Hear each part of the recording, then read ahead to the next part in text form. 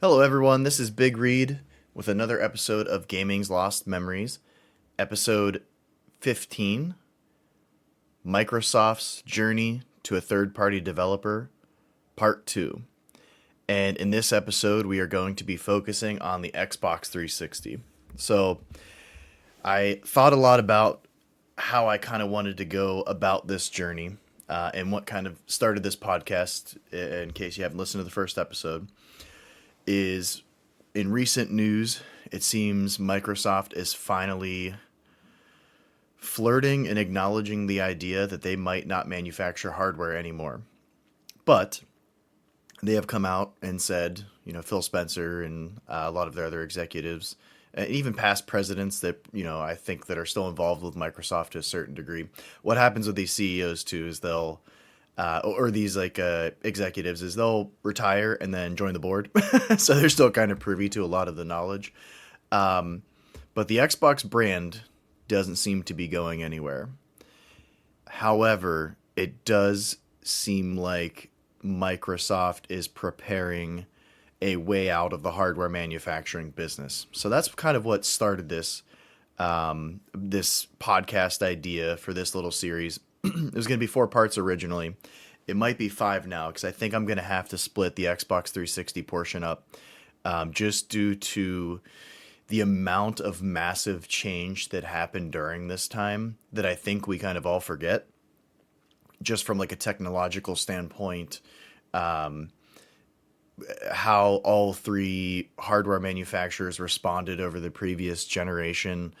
And honestly, like this was, I feel like Microsoft's most innovative time and most impact they had on the video game industry. While I do think that Microsoft does not have the nostalgia factor that Nintendo, Sega, Sony had from like a console perspective and an experience perspective, just with like video games. Like people, think of Mario and it brings them back. They think of Zelda and it brings them back. The PlayStation, so they might think of Final Fantasy VII, since that's kind of hot and in the news right now with the quote unquote remakes. Maybe I'll do a podcast on that. I don't even know. But that doesn't exist quite the same with Microsoft, mainly because there was already like 12 years of video games, I want to say, before Microsoft even entered. So yeah, they entered 2000. So yeah, 13 years or so, roughly, of this current cycle of the video game industry. And I know that's rambling a little bit, but with the Xbox 360, I think this showcased so much innovation from Microsoft, and they had the game industry by the throat. I maybe that sounds a little too malicious, but the world was in their hands. They set out an objective to get into the video game industry. And I think when we cover the Xbox One, we'll cover more of the financials, how the Xbox sector was kind of, morphed into the game division and pushed to the side. But during the first 2 generations, Microsoft was really behind the Xbox 360, meaning they treated it like another pillar of what their company represents. Now, I know, of course, they were already going to do this, but I'll give you a great example. The original Xbox comes out and Bill Gates is there signing babies and high-fiving everyone and saying, I love video games and Halo's amazing and all this stuff. It was just, it had backing that just felt much different. And I feel like with the Xbox 360, it had similar backing, and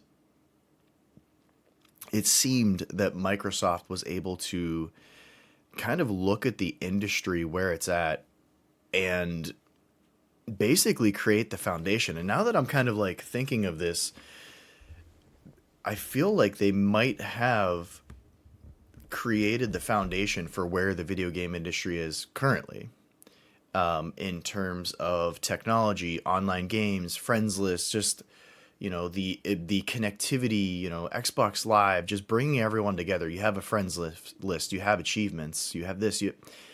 It's like they came in guns ablazing. And they were like, "This is what, like, we're gonna make the world smaller. Technology is getting better and better, and this is the direction it's going anyway." I think it's important to kind of place where we're at in time. So we're back in 2005. So the Xbox 360 launched in November of 2005. Okay. So kind of where I'm at the tail end of high school. I didn't have a cell phone. Anytime I would have a cell phone, talk about lost memories. I would make $20 from the pizza shop that I worked at, and I would go buy the equivalent of a burner phone because nobody, my mom didn't have a cell phone. We had a landline. I feel like unless you're above 30, you're probably not gonna understand anything that I'm saying right now. Um, but yeah, if you wanted to have a phone conversation with somebody, they had to call you, or you had to call them, and you just had to like basically know where they were at. Hopefully, most of it was making plans earlier in the day, and then 4 hours later, hoping those plans were still good to go, and you just kind of show up where you needed to be. But yeah, if you wanted to, call somebody, you had to use a landline. We didn't have internet at my house. It ended up, I want to say 2006 we got it, I believe. We might have had it actually. We had a computer really late. I was 17 or 18 when we got a computer.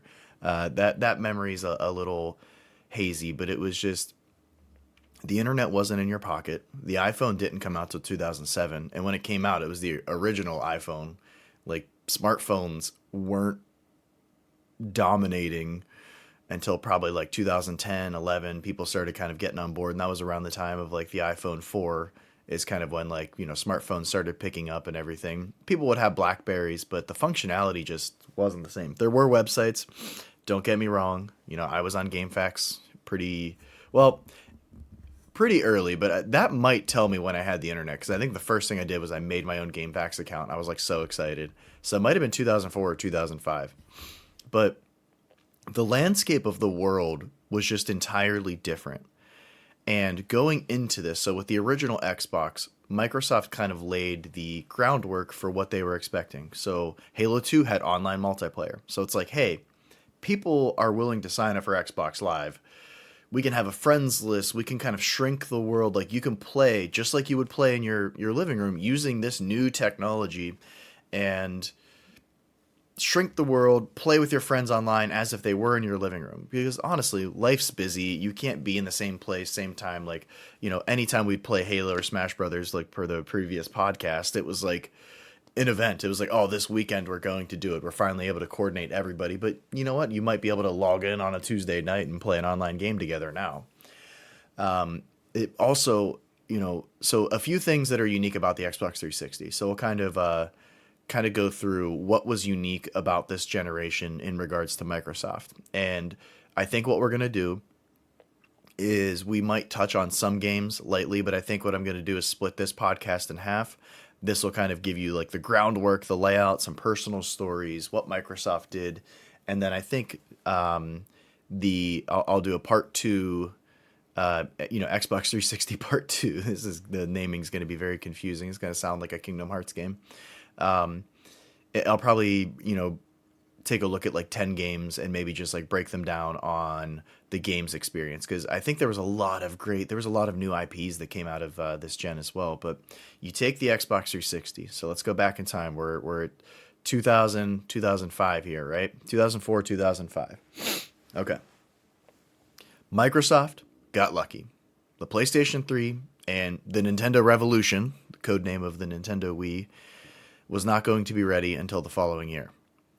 Holy smokes, what a stroke of luck. So Microsoft pays their way into the first, their Gen 6 with the original Xbox. They lose $4 billion doing so, but they have an established brand. They have Halo, they have a killer IP, they have Xbox Live, which is shown to be successful, and they got new technology to innovate the game industry with, and they can do it a year early. Holy smokes. Back in the day, and I think this is one thing to kind of highlight. I'm going to take a sip here. One thing to kind of highlight here is launches of your games and launches of your hardware used to be extremely impactful. It is not as impactful now.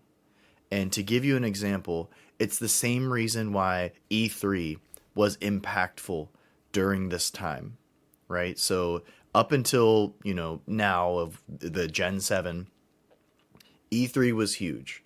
The internet was picking up, but everybody still kind of got together, talked about everything. And that's just how like the console launches were. Like you had to create buzz without the internet, right?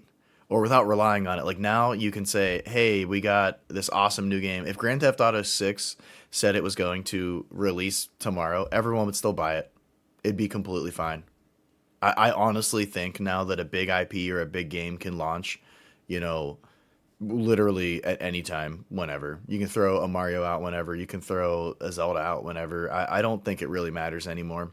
I think you can boost sales strategically if you have kind of like a new game and it's Christmas time because that's when everyone's out buying gifts. I think there's something there. But you know what? I also think that's dangerous too because people throw like Call of Duty and like all these big launches out all in November. And it's like, hey, maybe if you would have released your game in October or September, you would have had more success because nobody's going to go and buy a game they haven't heard of, when they can just buy Call of Duty and make their kids happy or, they're happy. It's something they know. So Microsoft had a year head start. And this was absolutely huge because a new piece of technology was going to come out and they were going to have a lot of innovation and a lot of changes. There was a lot of radical change in this generation. Now, the previous generation, Gen 6, the GameCube, Xbox, and PlayStation 2, you had kind of the beginning, a Dreamcast as well. You had the beginnings of internet. So it was acknowledged. There were some games that utilized it. Like there was something going to be there. So you had that piece of technology that was about to explode and change the world entirely, not only just in video games. But you also had the enhancement and polishing of the 3D worlds that the Nintendo 64, PlayStation 1, Sega Saturn kind of created. So you had these like big games that were in 3D worlds that looked a lot better. Now they were going to transition to high definition. What the heck is high definition? What does that even mean? Oh my gosh. So this is one thing to talk about that's just funny in general. So high definition, you needed an HDMI cable. The highest you could get beforehand was 480p, which was still widely used on the CRT TVs, so the old gigantic tube TVs, which, by the way, I'm in the market for. I got to tell my wife that, like, hey, I'm going to be looking to buy a $300 TV that looks like it's 50 years old to play some retro games. But 480p was the highest you could get before. So 720p is, I think, I want to say the measurement for like standard high definition, and then 1080p is considered like full high definition, and now it's all the way up to like 4K and everything like that. I'm not super technical, so once you start getting above, 1080p, like all I know is I got a monitor with a good refresh rate and a good gaming rig if I ever need to play anything. So what does high definition even mean, right? Well, nobody knew. I'm going to be like totally honest. Like I'm going to share some experiences with this. So let's go back real quick. We'll focus on this. So 2005, Microsoft has a year head start. Holy smokes. The PlayStation 3 is going to launch the following year. The Nintendo Revolution / the Nintendo Wii is launching the following year. Microsoft has the entire video game market to themselves. And what happens? Console shortages. So this has never changed. There were console shortages with the PlayStation 2, but nowhere near kind of what we see now and what we see kind of just in the industry in general. So you go to the, COVID hitting 2020, the PlayStation 5 just being sold out for years. It's on shelves now, but with the Xbox 360, you couldn't find one of these things. It was absolutely bonkers. You needed a pre-order. And so I'm going to share a Gaming's Lost Memories story here. So I'm going to shout out DJ Dr. Josh. So my best friend from childhood, and I wasn't getting an Xbox 360. That wasn't happening, so I didn't have to worry about these shortages. I didn't have any money. The GameCube was the first console that I bought from money with a job. So I had a paper out and bought the Nintendo GameCube, but I just did not make enough money going to school and working part time at a pizza shop to like save $400 just for the console. You know what I mean? Like it wasn't happening. I wasn't gonna get it for Christmas. Like it is what it is. It's okay. I was still playing my GameCube and PS2 and everything, and I was happy as a clam. But these things are impossible to find. You absolutely need a pre-order. The hype was unreal. It was just absolutely crazy. Everybody was just going, and of course they had two models. So it launched with like a pro version, and then I don't know what they called the basic version, like the arcade version or something like that. The main difference was it had a 20 gigabyte hard drive. Oh my gosh, this is dating everything too. 20 gigabytes was the hard drive, and this was like you're paying primo like $400. This is crazy. You might have got something else in the package. You might have got like a year of Xbox Live with it or something like that. I honestly I don't remember, but I just remember that if you weren't getting the pro version, like you were a dork. You know what I mean? You see somebody walking out with the plain white console without the hard drive, and you're like, oh, you only bought that because they're like not in stock anywhere. So if I recall this correctly, it's November. We're in a state in the United States that gets ridiculous snow and ridiculous winters. Winter was bad around this time. I gotta commend DJ Dr. Josh here. I am always tired at night. That has never changed about me, which is hilarious. Like when it's bedtime, it's bedtime. I could go to bed at 8 every night and sleep all through the night and be like totally good. Um, but yeah, so if you wanted to, well, first of all, pre-orders were extremely limited. So this was the first time where pre-ordering it didn't guarantee it. It was like there's just not enough. You know what I mean? So if you were lucky to get a pre-order, I mean, it was such a small percentage. So pre-ordering it didn't even do it for you. You couldn't just go in and pre-order it anymore. If you pre-ordered it like a year ahead of time, you might have been okay, I think. But if you're going in to pre-order it, like just, hey, it's coming out in 6 months, I want it. You weren't getting a pre-order. They just weren't going to be able to fill them, period. So what you had to do was physically show up or camp out, physically show up early or camp out for days at a place that was, going to get a batch of them or, at launch. And so we were going to do it at Best Buy. All right. So there was a Best Buy at a neighboring town. And this is like so wild. Dr. Josh's grandmother, who was just a complete sweetheart, if I recall this correctly, wrote him a check directly. I believe she either wrote the check out to where we were going, so like Best Buy, and then we were just going to fill everything out, and she signed it, or she wrote it out to him for an amount of money. And it might have been the latter, if I recall correctly. I think she just like basically gave him a blank check and like only her name was on it. So this was already, we didn't know this, we were probably 17 maybe at the time. So yeah, we didn't know how checks worked. Does anybody know how checks work? No, I'm kidding. I use them now. I'm one of the 5 people left on the planet that still uses checks.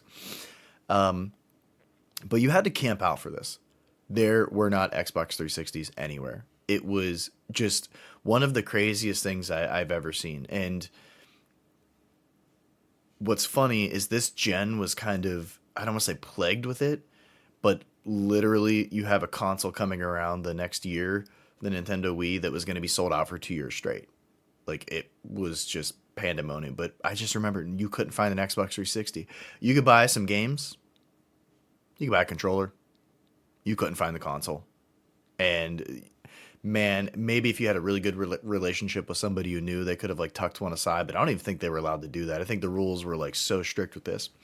So we go and we go to Best Buy, and it is like 10 degrees out and snowing, and I wear basketball shorts year round. So if I'm not at work wearing pants, I am wearing basketball shorts. when it's like snowy and cold. So like we pull up, we're at Best Buy. There's already a crew.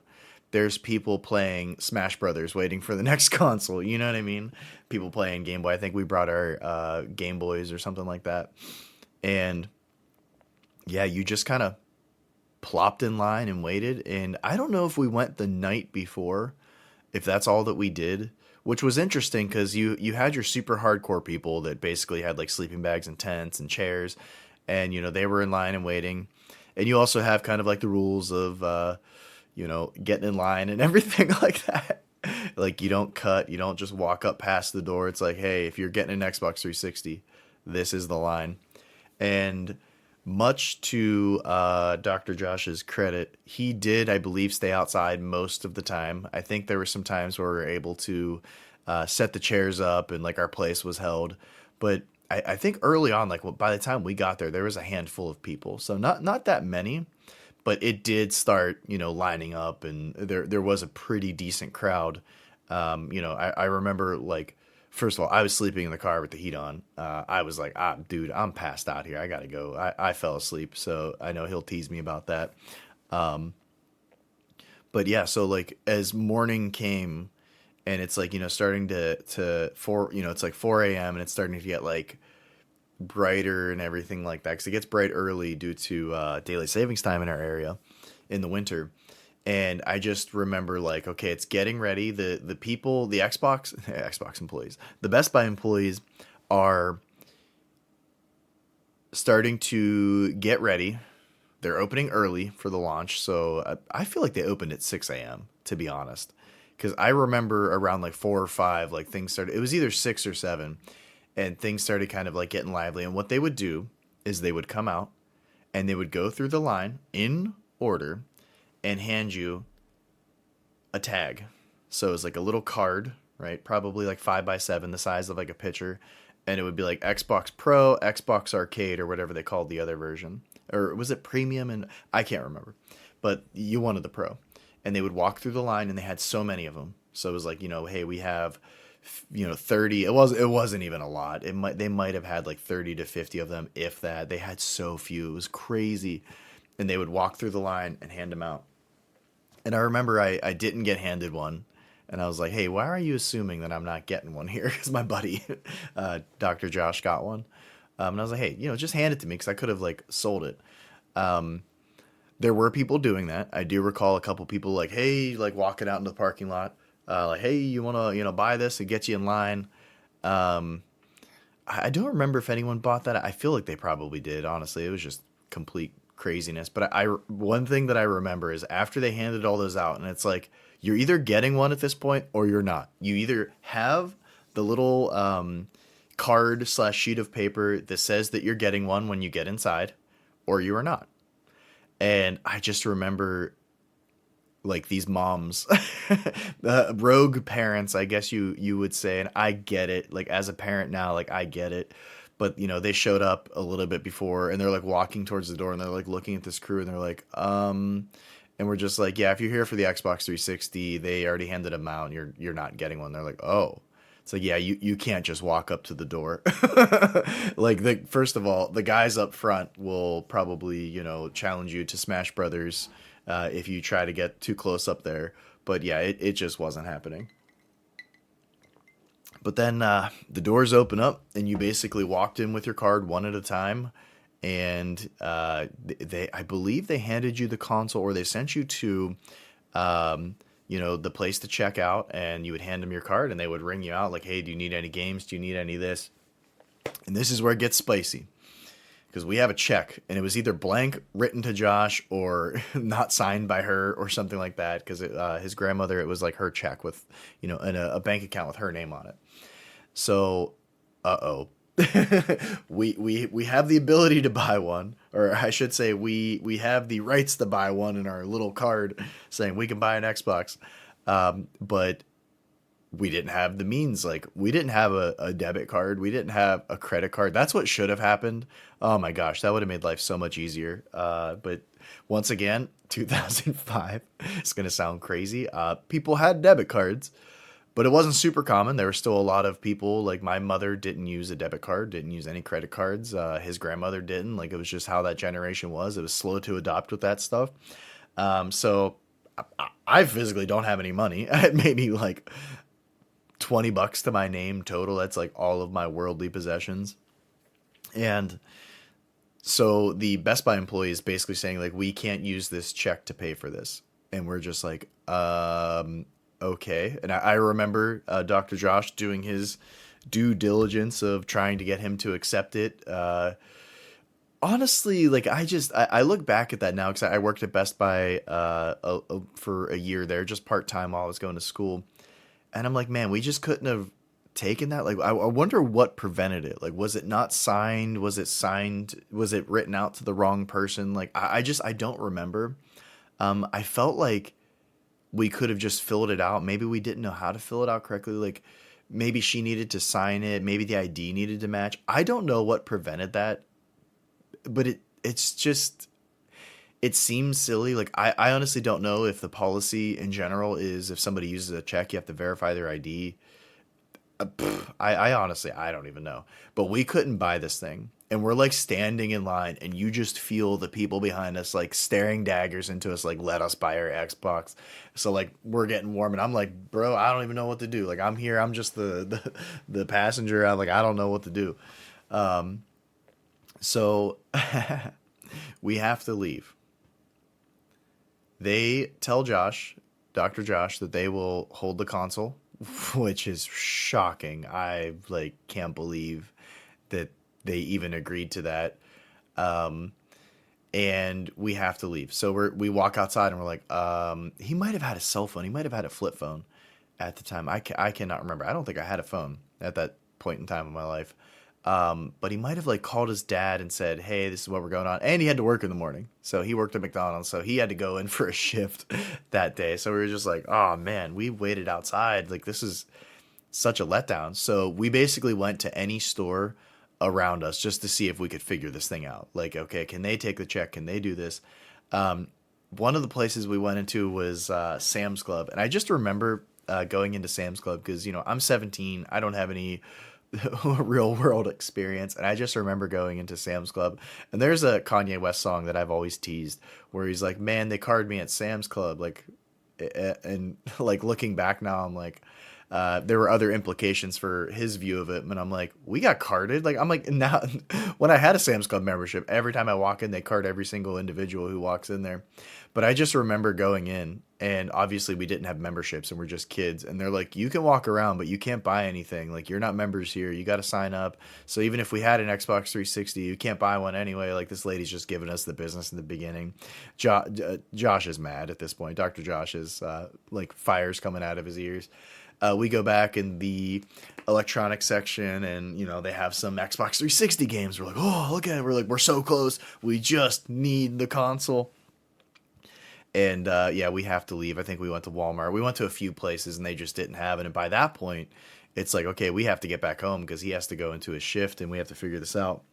The end of that story, luckily, is I believe they held it. His dad went up there and bought it.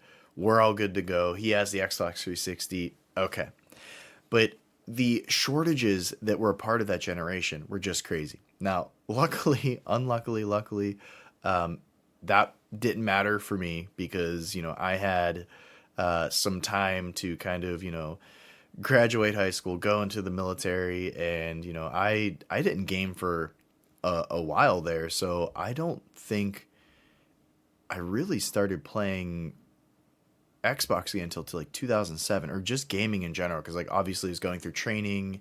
The military is absolutely crazy. Your mind's like all just nuts. You're traveling around everywhere. It's like just such a hectic time that, and plus when I think it might have changed when I was in basic training, there was no technology allowed.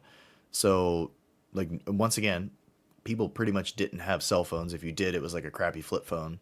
So I didn't even have a phone number going into that. I bought a Jeez, oh man, this is a side note, but like a calling card where you could use a payphone and you dialed a certain number and it would use your minutes on a card. So I would like call home. I called home, I think, 2 or 3 times during all of basic training. And it was just like, hey, it's week 7. I'm alive. Okay, I gotta go.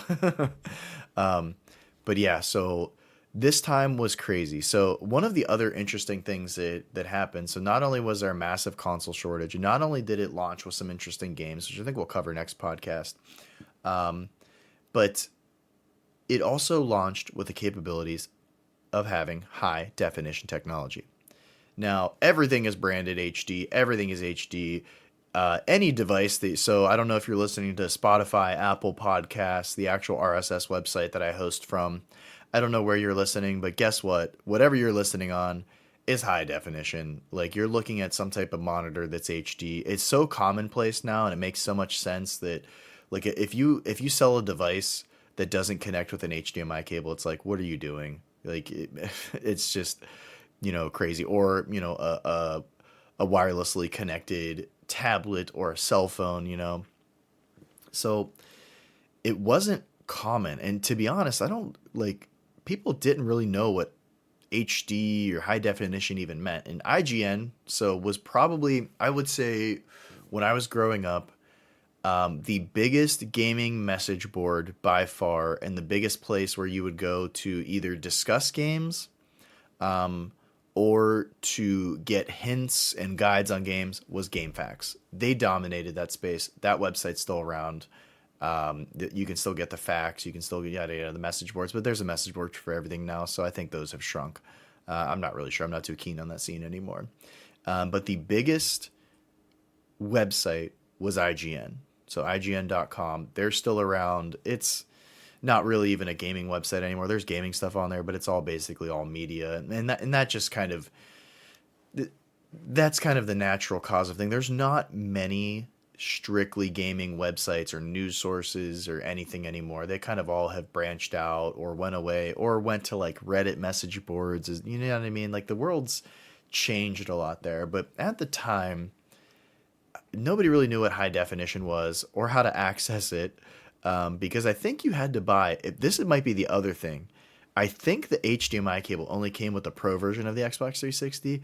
That's in my brain somewhere. I don't know if that's actually true. A lot of these are just memories and like stories that I have, and that's kind of like what the podcast is founded on. Just like things that I remember that like I feel like we're lost to the tides of time, and this will be one of them.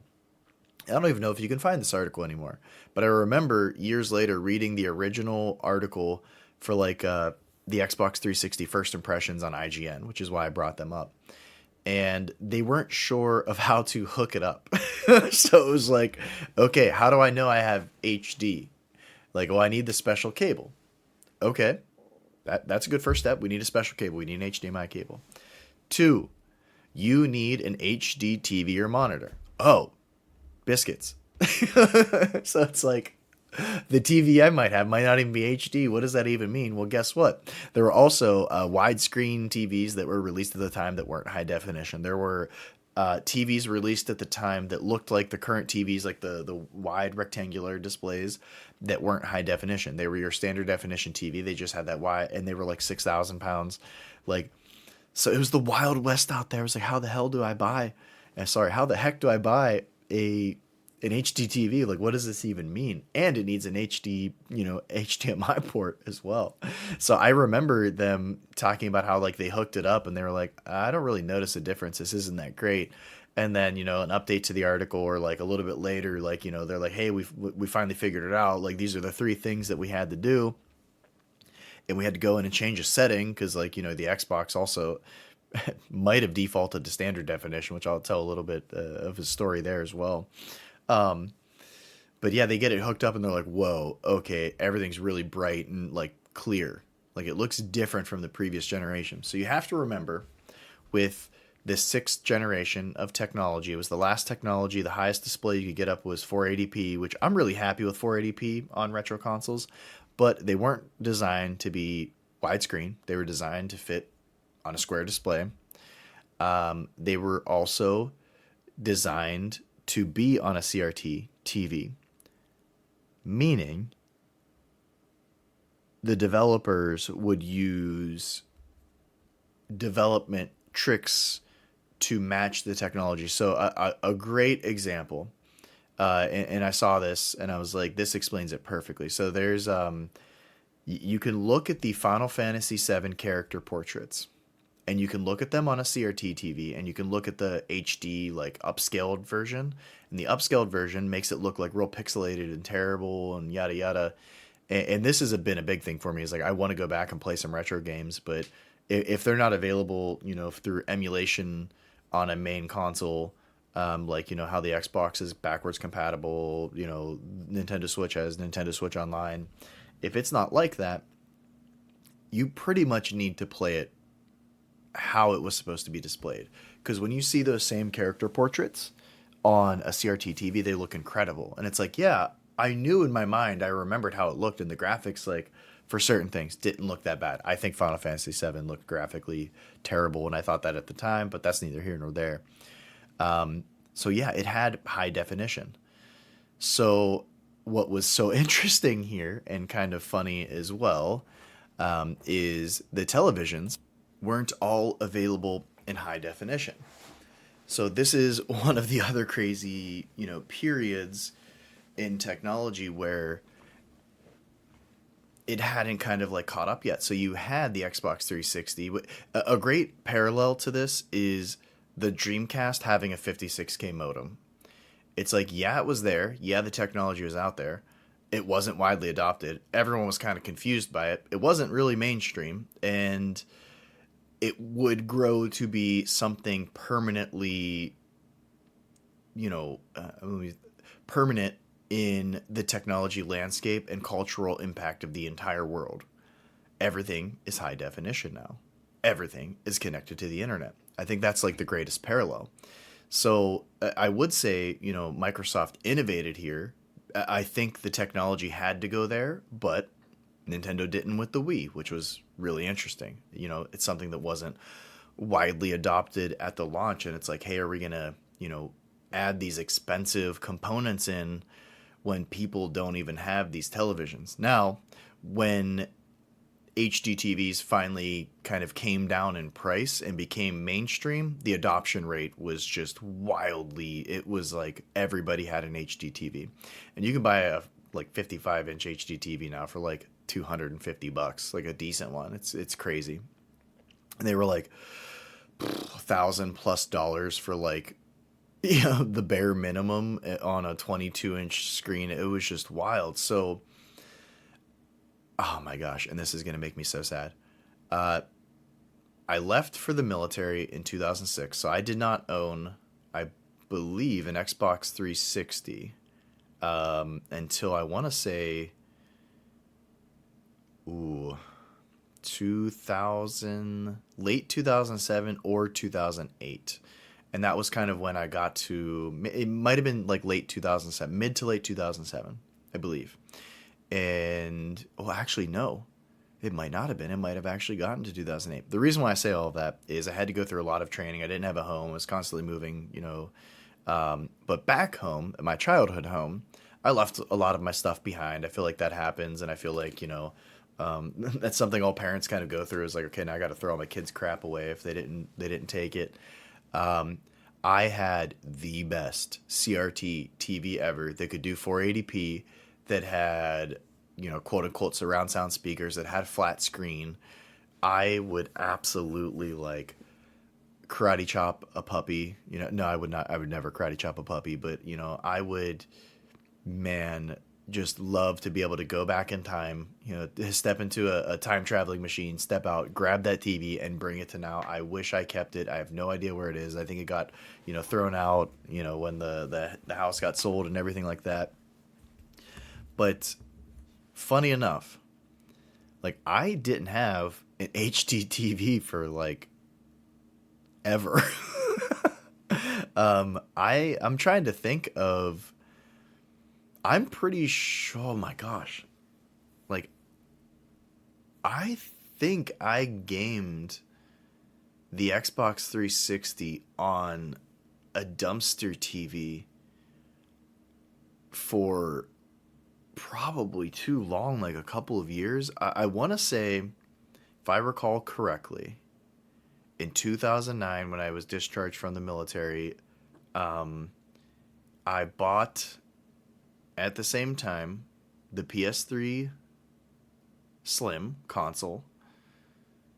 Well, actually, I had bought one of the other versions, and like 2 days later, they released the Slim. So I exchanged and got a Slim, and I'm pretty sure I spent $400 on a Vizio HD TV. So up until that point, this is like so embarrassing. I played the Xbox 360 on 480p. Yep, I'm remembering that now. I did not have an HD TV. Wow.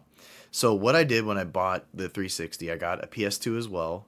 The PS2 might have like got me back into it, but I definitely had an Xbox 360 and a PS2.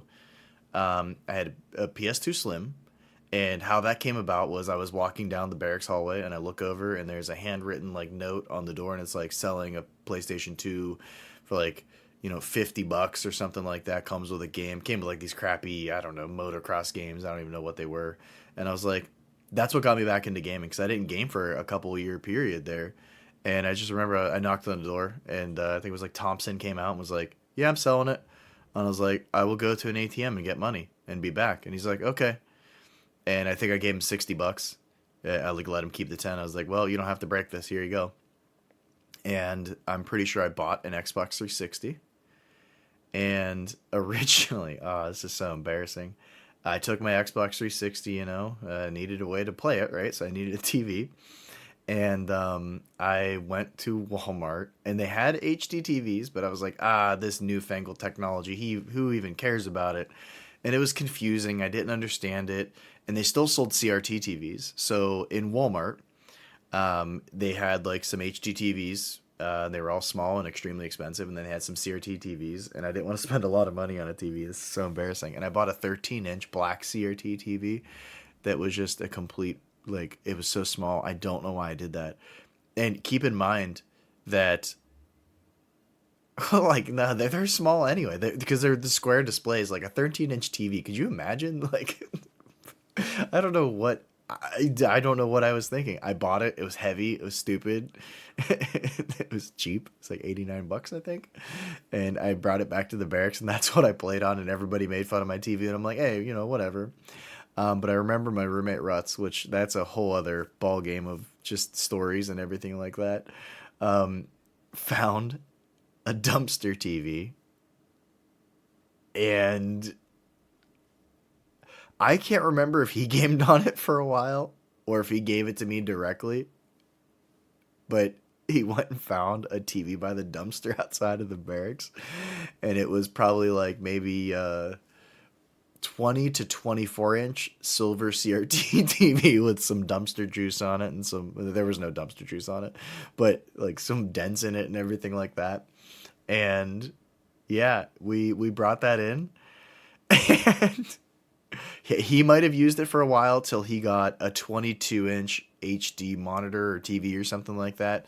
This is all like vague here, but I remember I inherited the dumpster TV, and I went and like I just gave away that 13-inch TV to somebody. I don't even remember who I gave it to. Somebody was like, I want a TV. I'm like, here, just take it. I'm like, I can't do anything with it.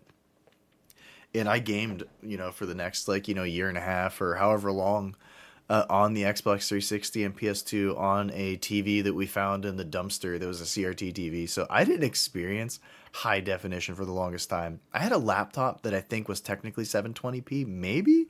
It might not even have been. I don't even think it was, because it was like just a laptop I bought while I was in there, so I'd have some type of connection to the outside world.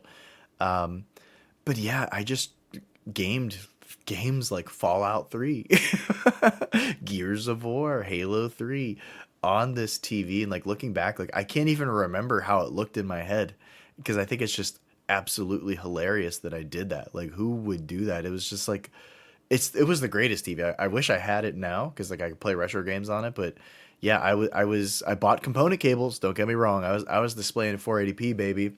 But it was just the technology just wasn't like readily available. It was such a different world. TVs just weren't high definition. It wasn't widely adopted. Most people I knew didn't have an HD TV.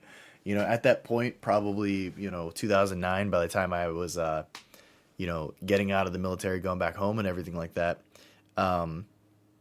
It was definitely more than 50%. I would say like the adoption rate was becoming higher and higher, and it was pretty much near impossible to find CRT TVs brand new at that point anymore.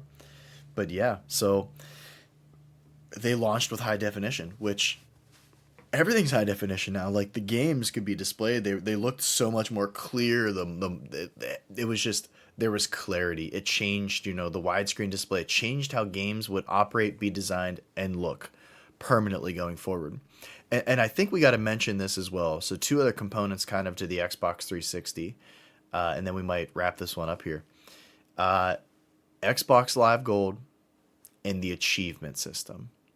So first, let me start here with the achievement system. Now, achievements or trophies or whatever you would want to call them, you know, however a game measures how you complete it, was never widely adopted. So there might have been challenges individually in games like, hey, beat so many races and you get this or, whatever, right? But Microsoft innovated here with another change that is absolutely permanent and expected in the video game industry now with every single game that's released. Like if you release a game on PlayStation, it has to have trophies built in. If you release a game on Xbox, it has to have achievements. I know Steam, Steam has achievements and everything like that. Nintendo doesn't.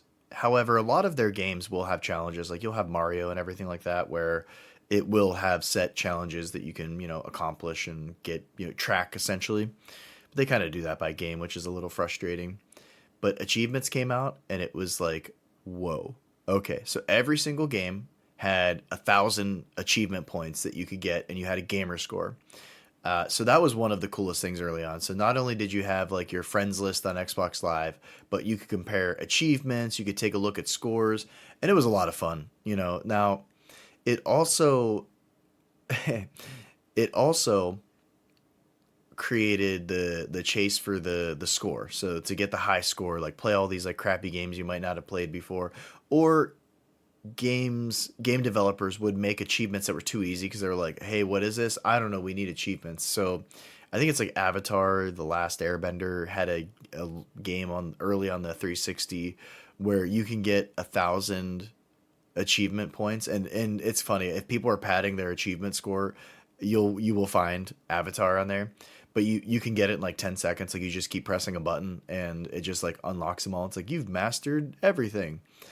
Then there's also ones that are like to play the game on the hardest difficulty without dying and, beat all this, collect all this. And like the collection takes like 200 or 300 hours. And it's just like, so I've never really hunted.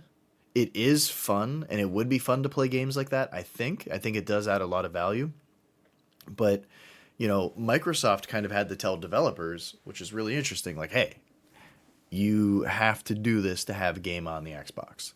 And it ended up paying off. The PlayStation 3 launched without trophies, but I want to say they were implemented later on, like maybe a year or two after the launch of the console. Because like Metal Gear Solid 4, for example, didn't have achievements. They were added in later. Like when I played it, there weren't achievements for it, trophies for it, which was really interesting.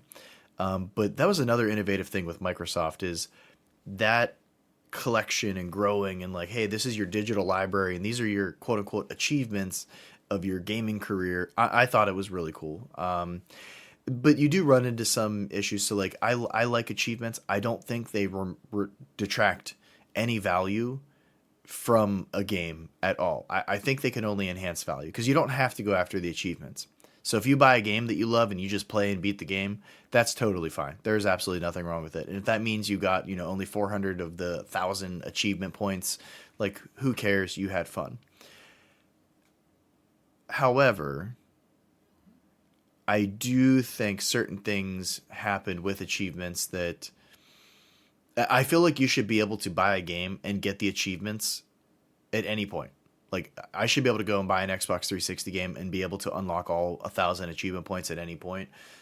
Sometimes they were tied to online, and I think that's really detrimental to the experience. That's the only time where I think it can hurt, because like I remember there was an exclusive early Naruto game on the Xbox that was really bright, really cool. Like even if you're not a fan of Naruto, like it was a really cool game. And it kind of played like through the early story of the beginning of Naruto. But long story short, I believe there were online achievements. And guess what? There's not going to be an online community years from now for that game. You know what I mean? Or like who's gonna play a Call of Duty that's 3 years old? You know what I mean? Like it's limited, so that's a little tricky. Now, Call of Duty, I don't think ever did online achievements during that era, so I don't think you have to worry about that. But some of them that were tied to it, I could understand how that'd be frustrating. But honestly, it gave games a lot of replayability, and it made it fun too, because if you saw somebody with a achievements of like 20 or 30,000 at that time, you're like, whoa, like holy smokes, they play a lot of video games, and it was cool to kind of go through. It gives you a snapshot of what you played, so that was something else that I liked a lot too. Xbox Live, Xbox Live Gold, funny enough, named appropriately, was also the gold standard for this time. I cannot explain how everybody was just on Xbox Live. Even when Sony came out with the PlayStation 3 and had, whatever their online version was, I don't even know what they ended up calling it. PlayStation Plus, I think, was, I want to say the paid version, but I know beforehand there was online play for the PlayStation 3 without paying. And Sony was using it as a selling point because they're like, holy crap, like everybody really cares about this. Oh my gosh, they actually really like achievements. Like Sony picked the correct formatting with the Blu-ray, but man, they made a lot. They played copycat, and Sony does copy everyone, but they were playing copycat big during this generation. It ended up paying off for them, and I think we'll talk about that next podcast. The Xbox 360 had Xbox Live Gold. Now, this kind of already had a bit of a base with the original Xbox, but it just exploded. Like if you had an Xbox, you needed Xbox Live. It gave you access to online game servers and everything like that. And they were dedicated servers too, which was really cool. I do have a funny story about this. So Wi-Fi was also not a common technology. That's what a lot of this was, is like taking a lot of technologies that were like blooming during this time, that were new, and innovating it into one piece of hardware. So you had to use a physical connection.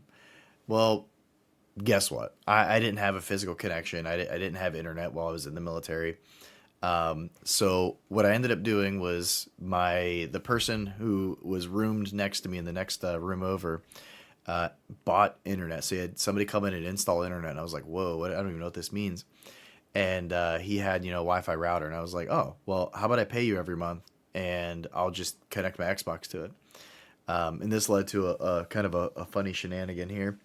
So Wi-Fi wasn't built into the original Xbox 360. This sounds like so crazy to not have Wi-Fi in something. Like anything that connects to the internet does it wirelessly through LTE or through Wi-Fi. So I had to buy, and this was later too. This was probably around the time I think I got on board when Modern Warfare 2 came out, maybe. No. I take it back. Halo 3. I definitely played Halo 3 online. So you had to go buy this like little wireless dongle that was like 120 or 130 bucks or something like that. And it plugged into the USB in the back and had like a little clip, so you could kind of like clip it on the back of the Xbox 360 and give you Wi-Fi. And there was a Christmas time frame where the Xbox Live servers were just down, and Microsoft kept saying like, hey, they're just down. Well, guess what? It's hard to get news. Nobody really goes like, I mean, people were using the internet, but it was like hard to get information out. And I just remember the gentleman next door come like knock on my door, and he's like, hey, you can't use my Xbox. Mine's running real slow, so you can't use it. And like, we're just like getting this like awkward debate of two young people who don't have real world experience with like interpersonal conflict. And I'm like, okay, but I'm like, hey, I'm just letting you know, like I checked online and like the servers are just dead. So there was a period there where like I just like couldn't go online. Like nobody really could, but it created this bad blood with my roommate next door. So funny. But yeah, I do remember playing a lot of Halo 3 online. But for the first, so 2005, I would say 2005 to probably like 2010, maybe even 11, I would say 2010, the Xbox was just seen as like the gold standard for online play. And that slowly shifted over time. And I think we'll save that for the next podcast because we're kind of approaching the hour point here. I just wanted to cover kind of like the launch and some stories and everything like that. And kind of like what the hardware was like. I would say, just as a side note, the controller innovated a lot too, which we can kind of cover now. You might argue that the Nintendo Wii innovated a lot more, but I think once again, from a gamer's perspective, Microsoft just laid the groundwork, almost like how the Nintendo 64 and the PlayStation 1, like, Super Mario 64 is probably credited with laying the groundwork for 3D games, period. And regardless of what you do in this industry, you have to borrow from some of the groundwork that was already laid. It's completely impossible to like entirely innovate. Like if you're making a 3D game, guess what? Like you're borrowing the groundwork for some 3D games that paved the way when they first came out.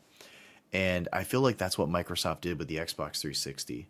I think they laid, they saw what Sega had with the Dreamcast very briefly. 3D worlds, online connectivity, hey, there's something there.